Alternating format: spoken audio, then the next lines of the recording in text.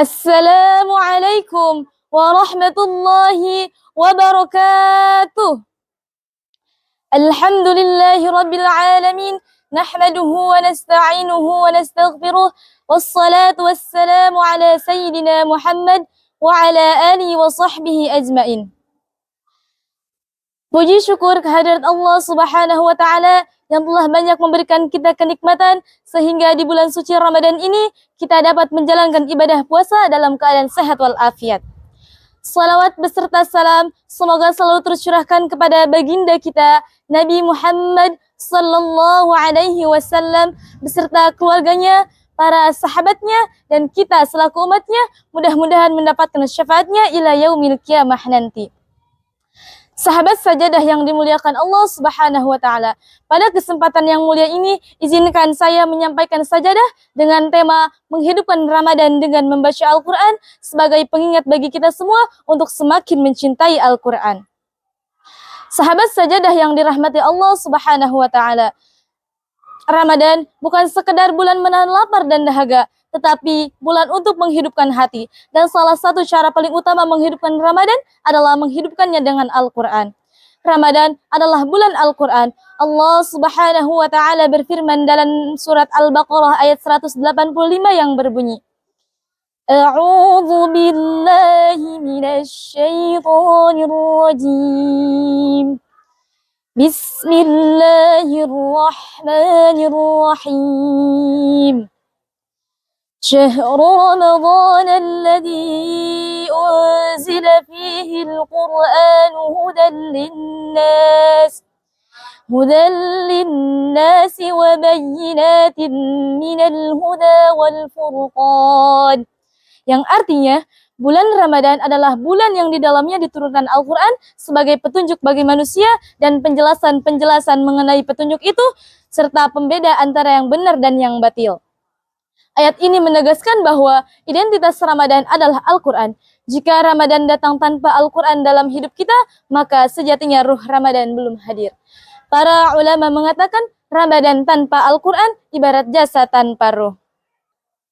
Al-Quran adalah kalam Allah, sumber petunjuk, sumber ketenangan, dan cahaya bagi hati yang beriman. Allah menurunkannya agar manusia keluar dari kegelapan menuju cahaya, dari kesesatan menuju hidayah. Maka sangat disayangkan apabila seseorang menjalani Ramadan namun hubungannya dengan Al-Quran justru lemah dan jarang. Padahal Allah telah menjanjikan keutamaan yang sangat besar bagi orang-orang yang membaca Al-Quran. Dalam sebuah hadis yang diriwayatkan oleh Imam Tirmizi dijelaskan, Man qara'a harfan min kitabillahi falahu bihi hasanah wal hasanatu bi'ashri amsalihha. Barang siapa membaca satu huruf dari kitab Allah, maka baginya satu kebaikan. Dan satu kebaikan itu dilipat gandakan menjadi 10. Sahabat sajadah yang dirahmati Allah Subhanahu wa ta'ala, bayangkan satu huruf bernilai 10 pahala. Bagaimana jika satu ayat? Bagaimana jika satu halaman? Dan bagaimana jika satu juz setiap hari di bulan Ramadan? Maka pahala yang kita dapatkan tentu sangat besar dan berlipat ganda. Bahkan tidak mampu kita hitung dengan angka. Setiap huruf menjadi ladang pahala. Setiap ayat menjadi tabungan akhirat. Dan setiap juz yang kita baca menjadi saksi kebaikan di hadapan Allah Subhanahu wa ta'ala. Inilah kesempatan emas yang Allah berikan kepada kita di bulan Ramadan. Kesempatan yang belum tentu kita dapatkan di tahun-tahun berikutnya. Nah, sahabat sajadah, jika di antara kalian ada yang bertanya-tanya, bagaimana sih cara menghidupkan Ramadan dengan membaca Al-Quran? Nah, yang pertama, membaca dengan istiqomah. Tidak harus banyak, yang penting rutin. Satu hari satu juz, atau setengah juz, atau beberapa halaman, asal konsisten. Yang kedua, membaca dengan tadabbur. Allah Subhanahu wa ta'ala berfirman, Bismillahirrahmanirrahim. Afala yatadabbaruna al-Qur'an.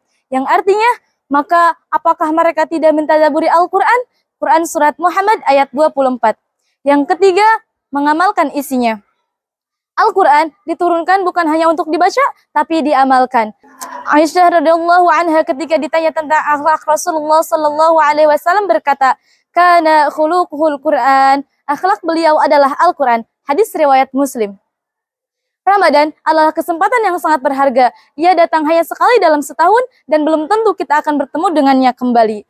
Maka marilah kita manfaatkan bulan yang mulia ini untuk memperbaiki hubungan kita dengan Al-Quran. Jangan biarkan Ramadan berlalu tanpa tilawah, tanpa tadabbur, dan tanpa upaya mengamalkan isi Al-Quran dalam kehidupan kita.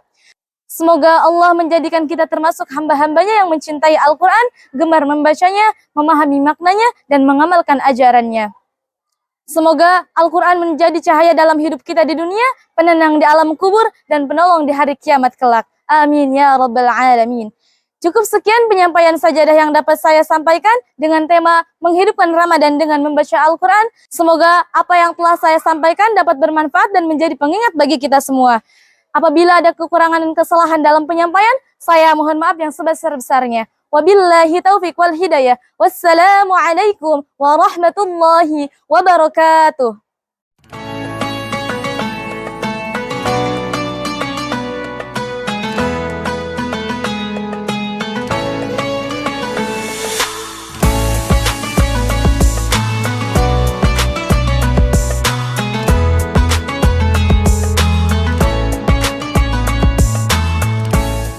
Bismillahirrahmanirrahim.